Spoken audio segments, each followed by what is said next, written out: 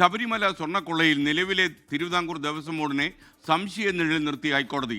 നിലവിലെ ഭരണസമിതിയുടെ മിനിറ്റ്സിൽ ഗുരുതരമായ ക്രമക്കേടുകളുണ്ടെന്ന് കോടതി കണ്ടെത്തി. ഉണ്ണികൃഷ്ണൻപൂരി ലക്ഷ്യം വെച്ചത് രാജ്യാന്തര വിഗ്രഹ കടത്തെന്ന സംശയവും ഹൈക്കോടതി ദേവസ്വം ബെഞ്ച് പ്രകടിപ്പിച്ചു. ഇടക്കാല ഉത്തരവിന്റെ പകർപ്പ് 24 ലഭിച്ചു.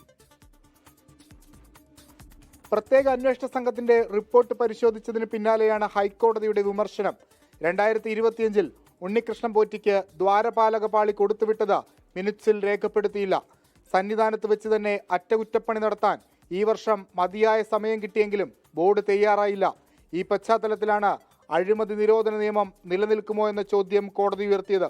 ഉണ്ണികൃഷ്ണൻ പോറ്റിയെ രാജ്യാന്തര വിഗ്രഹ കടത്തുകാരൻ സുഭാഷ് കപൂറുമായാണ് കോടതി താരതമ്യപ്പെടുത്തിയത്.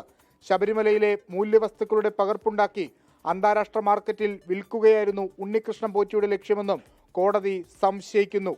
2019 ഭരണസമിതിക്കെതിരെയും അതിരൂക്ഷ വിമർശനമുണ്ട്. ബാക്കി വന്ന ദേവസ്വം ബോർഡിന്റെ സ്വർണം ഉണ്ണികൃഷ്ണൻ പോറ്റി കൈവശം വെച്ചിട്ടും ക്രിമിനൽ നടപടി സ്വീകരിക്കാതിരുന്നത് അത്ഭുതപ്പെടുത്തിയെന്ന് കോടതി വ്യക്തമാക്കി.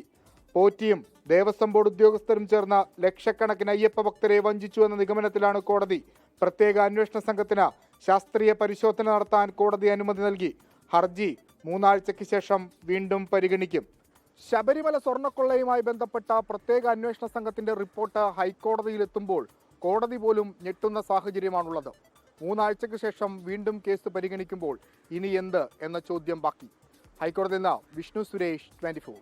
ലോകത്തെവിടെയായാലും ഏത് സമയത്തും 24 വാർത്തകളും ഓഗ്മെന്റഡ് റിയാലിറ്റി പാക്കേജുകളും എക്സ്പ്ലെയിനറുകളും വിശദമായി കാണാൻ ഞങ്ങളുടെ യൂട്യൂബ് ചാനൽ നിങ്ങൾക്ക് സബ്സ്ക്രൈബ് ചെയ്യാം.